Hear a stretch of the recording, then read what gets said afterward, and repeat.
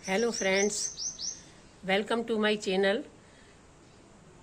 आज मैं अपने प्लाट को देखने जा रही हूँ। मकान बन रहा है मेरा। मैंने आपको एक बार और भी दिखाया था जब मेरे मकान का लिंटर पड़ रहा था। मैं जाती रहती हूँ ज़्यादातर। आज मैं जाके देखती हूँ वहाँ पे काम कहाँ तक पहुँचा है।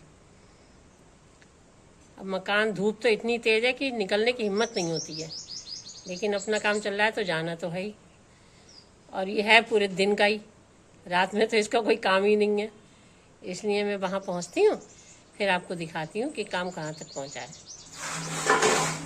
अभी जो ऊपर जब पीओपी हो जाएगी, वाइट वॉश होगा तब खिलेगी। जे अभी ढंग से दिखाई नहीं दे रहा और लाइट का भी इंतजाम नहीं है। देखिए नीचे का मकान तो मेरा लगभग पूरा हो चुका है, टाइल लगने को रह गई है। डबल कोट भी हो गया पुट्टी का। ये लोग बेचारे डब अपनी मेहनत करे पड़े हैं। गट्टा भी हो गया, कल से शायद टाइल लगने का काम शुरू हो जाएगा। सीमेंट आ गया, कल से हाँ सीमेंट आ गया, कल से टाइल लग जाएंगे।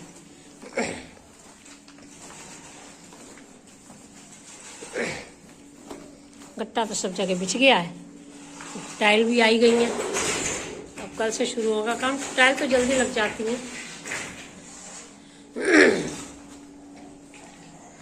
हम तो थोड़ी थोड़ी देर को देखने आते हैं, जो तो बेचारे अपनी मेहनत करते ही रहते हैं। देखो जो मजदूर हैं, कुटाई हो रही है। ये हमारे कन्हैया जी का रूम है, इसमें भी हो चुका है। पुट्टी भी हो गई है, पीओपी भी हो गई है।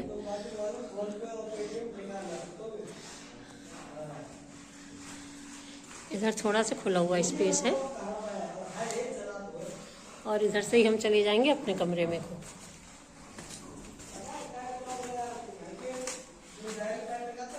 इसमें रोशनी है इसलिए यहाँ का अच्छा से दिखाई दे रहा है।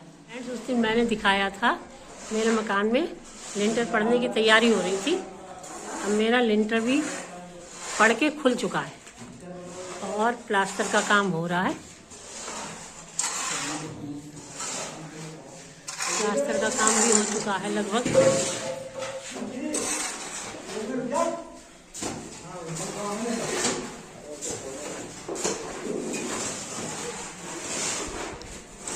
ये वाला कमरा भी प्लास्टर हो चुका है। अभी इसमें थोड़ी सी लाइट वगैरह रह गई है।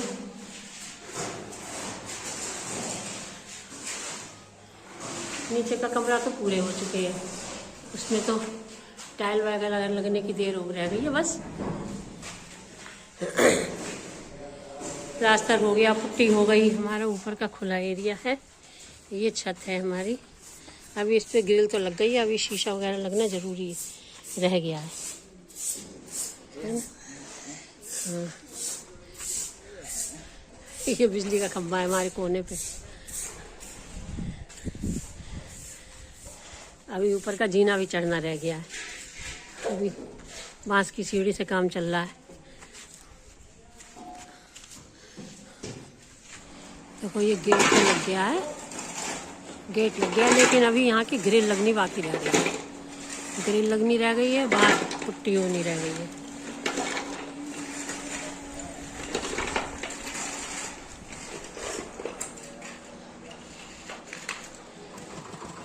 देखो दोस्तों, इससे निकलता है गन्ने का जूस। आप लोग भी पिया करो। मैं गई थी मकान पे, अब मैं लौट के आई हूँ, जबकि मैंने गर्मी के मारे कैप वगैरह सब पहन रखी थी, लेकिन इतनी तेज़ धूप है कि तब भी मतलब इतनी गर्मी लगती है कि कुछ बता नहीं सकते। गन्ने का जूस पीने खड़े हुए वहाँ पे ठेले पे, धूप थी इसलिए मैं तो भैया घर ले आई। मैंने घर चल के आराम से घर पे बैठ के पियेंगे। बहुत तेज़ गर्मी है भैया। सब लोग अपना अपना ध्यान रखें, धूप में ना निकले तो बहुत अच्छी बात है। आज छुट्टी के दिन चेस का आनंद ले रहे हैं दोनों जने, कन्हैया जी और हर्षित। आज ये बैठे सिम्बा। ये कभी अलग नहीं बैठते हैं, जहाँ हम लोग बैठते हैं वहीं बैठते हैं। 1 hour later. मैं आपको ओरियो शेक बनाना दिखाती हूँ और मैगी चीज़ और बटर वाली। मेरे बेटे को यही पसंद है, इसलिए मैं आपको चीज़ और बटर वाली मैगी बना के दिखाती हूँ। मैं मैगी बनाने जा रही हूँ। मैंने गैस ऑन कर दी है और 2 पैकेट के हिसाब से मैं इसमें पानी डालती हूँ। अगर ज़्यादा पड़ जाता है तब भी कोई ऐसी वो नहीं होती है, वो छन जाता है। जैसी बॉयल होती है मैगी वैसे उसको छन्नी से छान लेते हैं। अगर ज़्यादा हो जाता तब भी कोई चिंता वाली बात नहीं है। अब ये थोड़ा गर्म हो जाएगा, फिर मैं इसमें मैगी डालूँगी। जब तक मैगी बॉयल हो रही है तब तक मैं दूध ठंडा होने रख देती हूँ। जब तक वो दूध ठंडा हो जाएगा फिर मैगी बना लूँगी। उसके बाद में ओरियो शेक बनाऊँगी। अब मैं प्याज छील ले रही हूँ। प्याज अपने स्वाद अनुसार, जिसको ज़्यादा पसंद है वो ज़्यादा डाल सकता है, जिसको कम पसंद है वो कम डाल सकता है। मैं तो 1 घंटी डालूँगी, बड़ी घंटी है। अगर छोटी छोटी हो तो 2 भी डाली जा सकती हैं। और हरी मटर भी डाल दूँगी और टमाटर भी है, टमाटर भी डाल दूँगी। चीज़ और बटर तो पड़ेगा ही।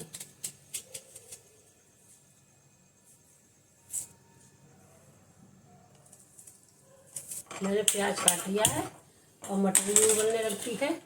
मटर उबल जाए, एक तरफ मैंने कढ़ाई रख दी है। कढ़ाई गर्म हो जाए फिर ऑयल डालती हूँ इसमें और फिर प्याज भुनने डालती हूँ। कढ़ाई गर्म हो गई है, अब मैं इसमें ऑयल डालती हूँ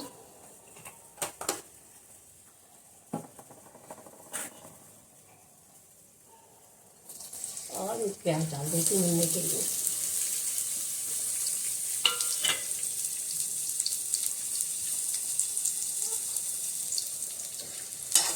जब तक प्याज इधर भुन रहा है उधर मैंने मटर उबलने रखी है, तब तक मटर भी गल जाएगी।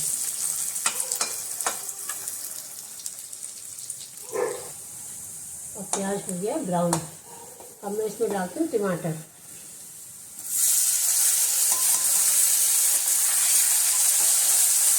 थोड़ा सा नमक और मिर्च डालूंगी, जिससे टमाटर कैसे गल जाएंगे अच्छे से।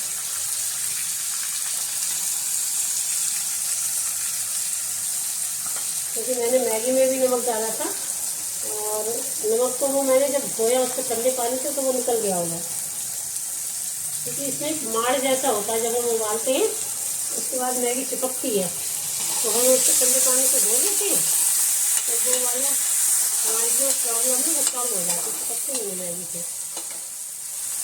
और मैंने मैगी भी छान ली है गर्म पानी में से और धो लिया है।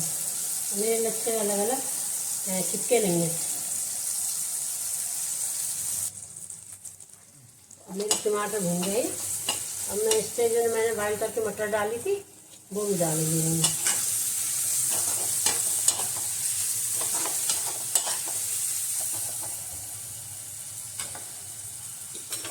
अब इसमें डालती हूँ थोड़ी सी अपने टेस्ट के हिसाब से मिर्च। बाकी तो मैगी मसाला डालूँगी।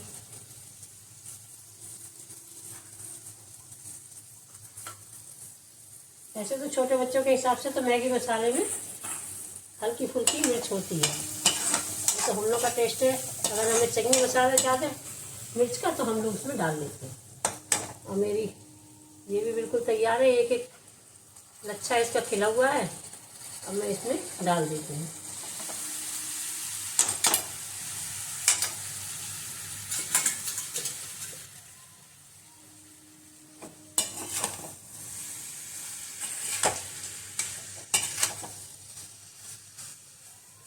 मैगी मसाला डालते हैं।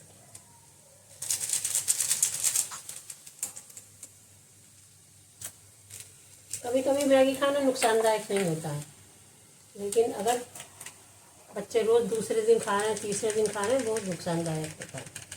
ज़्यादा मैगी नहीं खानी चाहिए। हम लोग तो कभी कभी खा लेते हैं, महीने में 1 बार या 2 बार टेस्ट के लिए, बाकी ज़्यादा नहीं खाई जाती हमारे यहाँ। और इसका कलर भी बहुत सुंदर आ गया।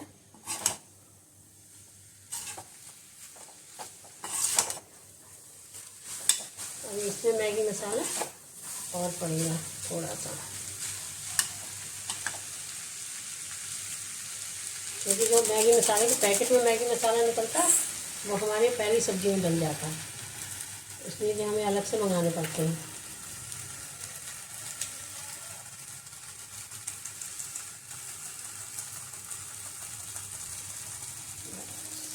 काफ़ी है,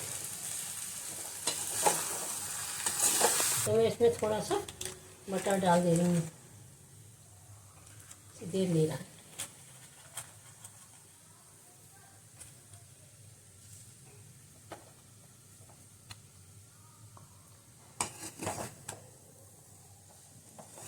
आज हमारे यहाँ खाने की छुट्टी हो जाएगी, मैगी खाई जाएगी और ओरियो शेक पिया जाएगा, खाने का प्रोग्राम ख़त्म। अब ये मेल्ट हो चुका है इसमें, अब मैं इसमें डालती हूँ चीज़। आजकल के बच्चों को चीज़ बहुत पसंद है, हर चीज़ में चीज़ चाहिए उन्हें, मैगी में चीज़ मम्मी, और सैंडविच भी चीज़ का बना दो मम्मी, पिज़्ज़ा में तो पड़ती है। अब इस समय मेरी ये स्लाइस वाली रखी है तो मैं इसको तोड़ तोड़ के डाल दे रही हूँ, क्योंकि वो वाली जो कसी हुई आती है वो इस समय है नहीं मेरे यहाँ, ख़त्म हो गई है।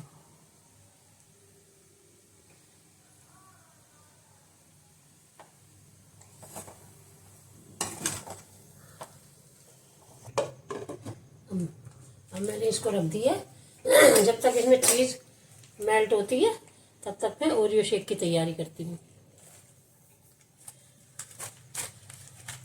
ये ओरियो बिस्किट है जिसको मैं तोड़ लेती हूँ, फिर इसको मिक्सी में पीस लूँगी।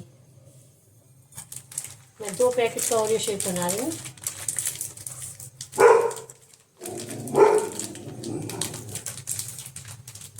हमारे शिमला जी की पहचान है। अब मेरे ओरियो शेक, इसमें 5 बिस्कुट निकलते हैं, हाँ 5 निकलते हैं। अब मैं 2 बिस्कुटों का शेक बनाने जा रही हूँ। अब पीस लूँ इसको, जब तक देखती हूँ दूध भी ठंडा हो गया होगा, फिर डालती हूँ इसमें। इसको हम क्रीम साइड डालते हैं, इसमें कुछ निकालना नहीं होता है हमें, ना कुछ अलग से डालना होता है। अगर चीनी कम लगे तो आप चीनी थोड़ी सी ऊपर से डाल सकते हैं। अब मैं जा रही हूँ ओरियो शेक बनाने। दूध जो मैंने रखा था वो ठंडा हो गया है, और मैंने इसमें डालने के लिए थोड़ी सी 1 चम्मच शुगर ली है, बस ज़्यादा नहीं ली है, क्योंकि बिस्कुटों में अच्छा खासा मीठा होता है। अब मैं इसमें बिस्कुट डालती हूँ और 1 गिलास दूध डालती हूँ।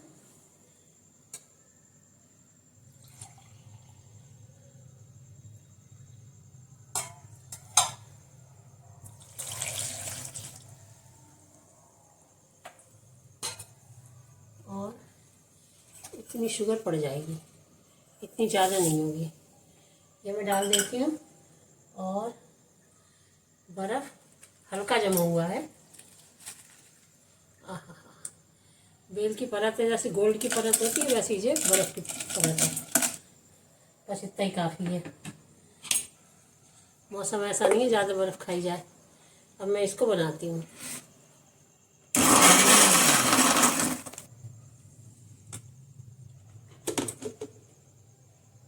हो गया है, देखती हूँ चम्मच से, हाँ बन गया है।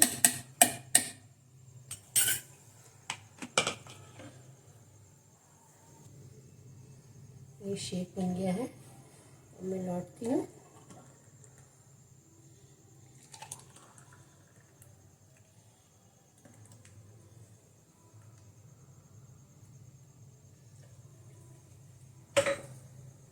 अब मैं इसके ऊपर ये वाला बिस्कुट तोड़ के डाल दूँ, इसका टेस्ट अच्छा आता है। इसमें ओरियो का भी डाल सकते हैं और ये भी डाल सकते हैं, ये भी चॉकलेट का ही होता है। मेरे पास ये है तो मैं ये डाल रही हूँ।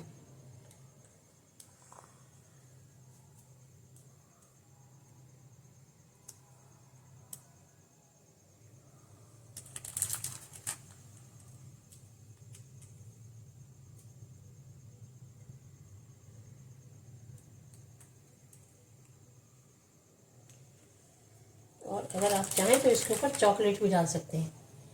ये नहीं चॉकलेट, बच्चों को तो वैसे भी फ्लेवर अच्छा लगता है चॉकलेट का, मेरे बच्चे को भी बहुत अच्छा लगता है।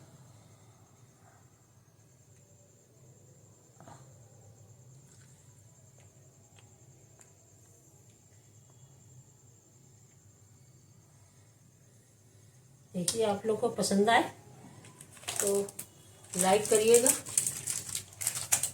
अपनी फीडबैक देते रहें, क्योंकि मेरा उत्साहवर्धन होता रहेगा। क्योंकि मैं नई नई ब्लॉग बनाती हूँ, जब तक आप लोग का फीडबैक नहीं मिलेगा तो मैं आगे कैसे बढ़ूंगी।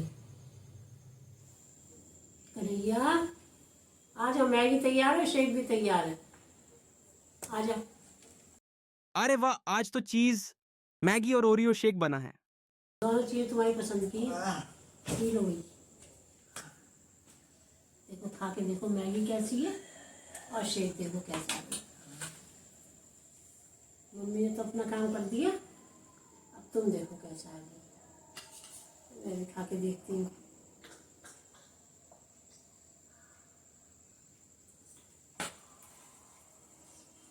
बढ़िया।